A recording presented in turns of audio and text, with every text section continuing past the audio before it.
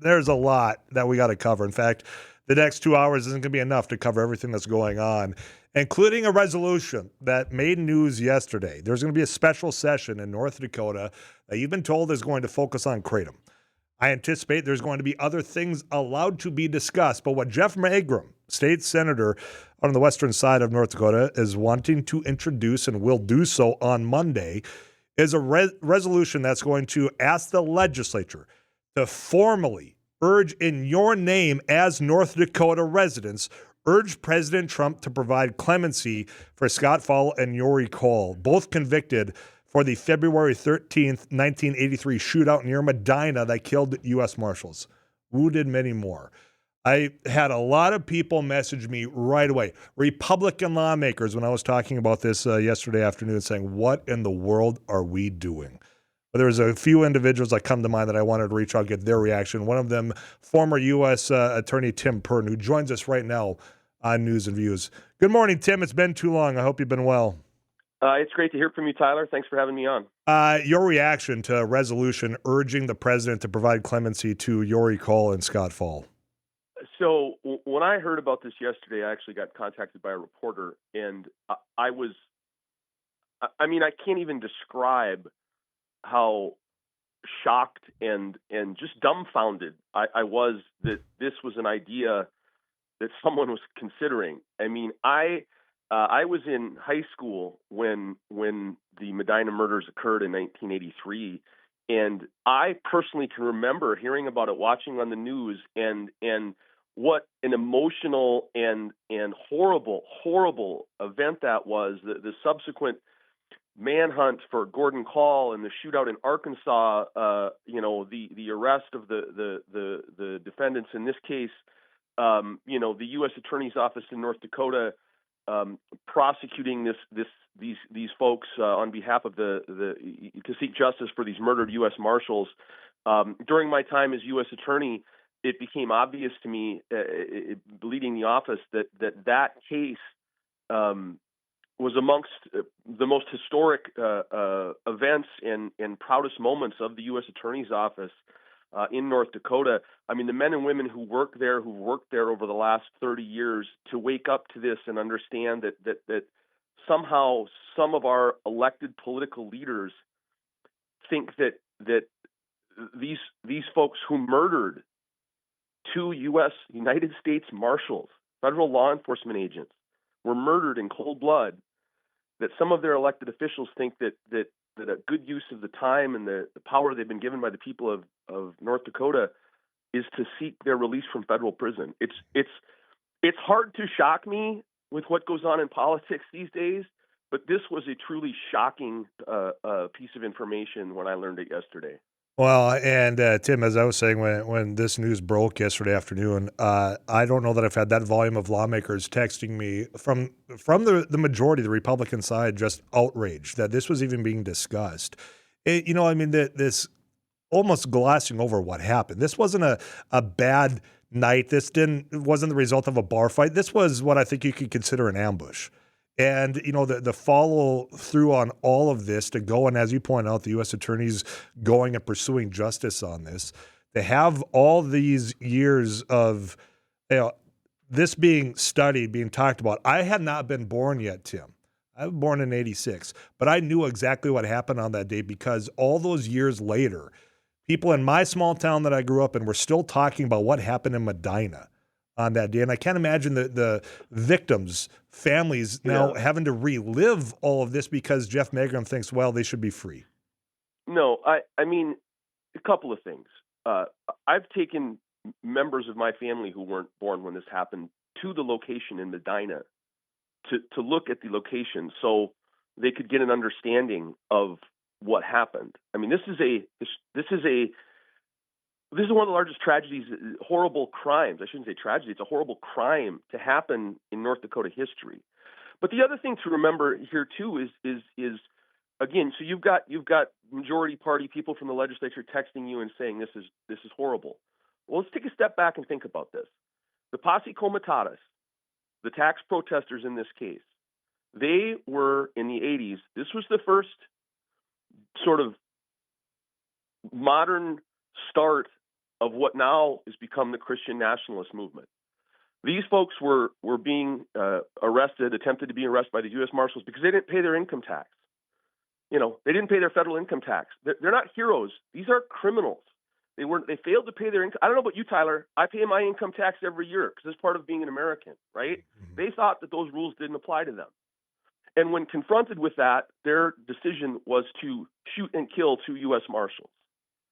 So that posse comitatus in North Dakota, over the years, that virus of American politics has expanded. And we see domestic terrorism, Christian nationalism on the rise, violent Christian nationalism on the rise in this country. This is a tremendous opportunity, I think. There's a turning point, there's a potential turning point in North Dakota. Will the normie Republicans, the Chamber of Commerce Republicans, the Country Club Republicans, the folks I used to, many of my friends fit that designation, will they stand up and publicly say and be counted and say, no, we do not accept the idea that posse comitatus, Christian nationalists who murder federal agents are somehow heroes, are somehow being treated unjustly? Will they stand up and be counted now and say, this is too far? I'm optimistic that they will. It sounds like you've heard a lot of that privately. It needs to be public. It needs to be loud. I salute Larry Clemene, who was quoted on this in the paper. I salute my former U.S. Attorney colleague, Drew Wrigley, who was quoted on this in the paper. But we need every politician, Democrat and Republican, in this state to stand up immediately and say, these folks are not victims. They are murderers. They killed federal law enforcement officers. And it's not cool to be with them. It's unacceptable to say that there are two sides. I see Jeff Magrams, there are two sides to this issue. There aren't two sides to this issue. As you can tell, I don't know, maybe you think I get worked up all the time, but it's just shocking to me that I'm on the radio talking to you about this. Well, the shock that was felt yesterday, like I said, Tim Purdon's our guest, by the way, a former U.S. attorney, talking about this resolution that Jeff Magram is going to be introducing on Monday. I have not seen some of those numbers pop up in my phone from lawmakers in a very long time, but they had the urgency to let it be known that they do not want this, at least to me privately. Let's be clear, though. Yep. Let's be at least privately. Yep. That's fine. Mm-hmm. Public statements are needed immediately, loudly, overwhelmingly.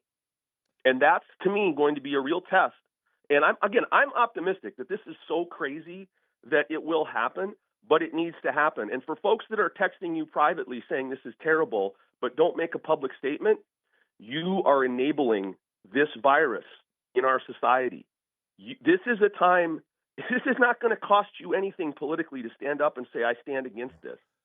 It needs to be 99-1. It needs to be 99%-1. This is the time for public statements of opposition to the posse comitatus mentality and the idea that violent resistance is somehow acceptable. Tim, I want to ask you about the process because, there's been attempts at parole and clemency, I think, through the review process. But explain how that works, that there had been attempts or at least reviews of whether or not, hey, look, has time been served? But they've been all denied. Yeah. I mean, in the modern federal judicial system, there is no parole. The sentencing guidelines control, and you're not eligible for parole. These convictions predate that reform in the federal criminal justice system. So these defendants are eligible for parole, but they've been sentenced to multiple life terms. They're not guaranteed parole. They're not entitled to parole. Both of these men received 2 life sentences because they killed 2 U.S. Marshals.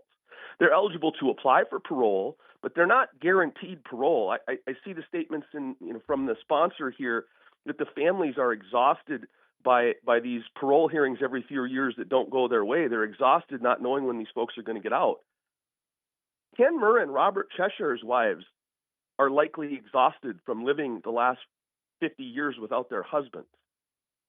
So, again, I mean, the parole process, the idea that they've been denied parole, that's the system functioning.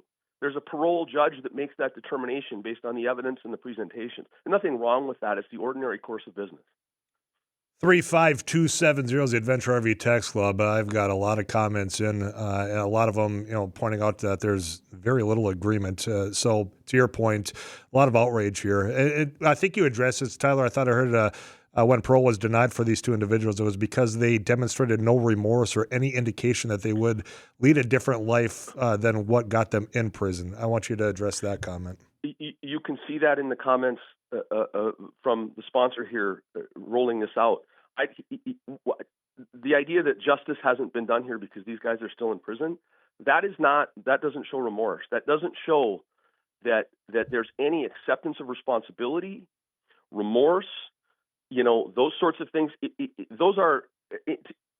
you're seeking any sort of clemency, that's always going to be one of the key factors. Are you willing to admit that what you did was wrong and take responsibility for it? We haven't seen any of that. We don't see any of it in the verbiage surrounding this resolution. And so I think that's probably the answer to that question.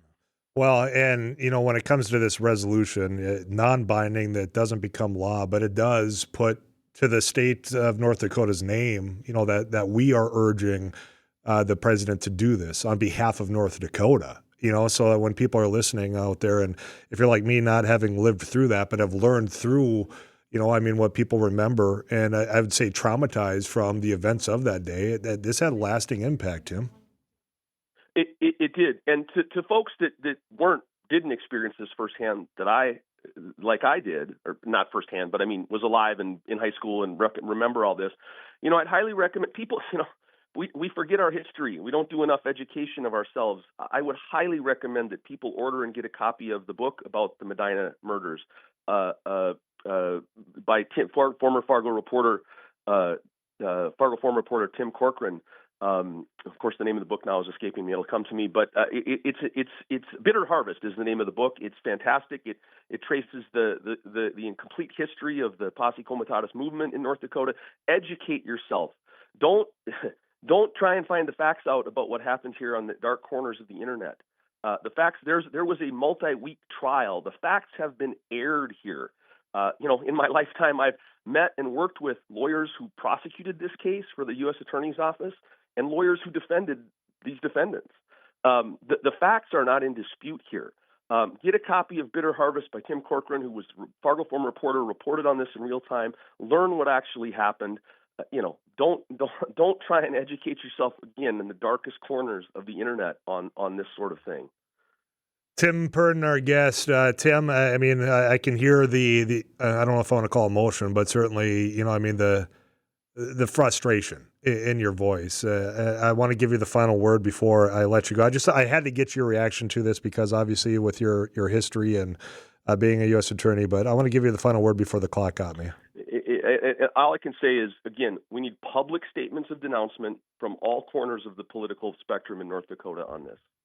This can't stand. And again, if this resolution is intended to be a statement by the people of North Dakota through their elected representatives that somehow the justice hasn't been done in this case, don't stand for it, people of North Dakota. If you remember if you were alive and you remember what happened in 1983 and the way you felt as you watched that story unfold and the horror of that, I said it's a punch in the stomach. It's a punch in the stomach for the people of North Dakota to have someone attempting to, in their name, take this action. So that's my final word, Tyler. I appreciate you having me on. Tim, I appreciate you taking some time for us. You take care until next time, all right? Yep. Tim Purdon, again, former U.S. attorney.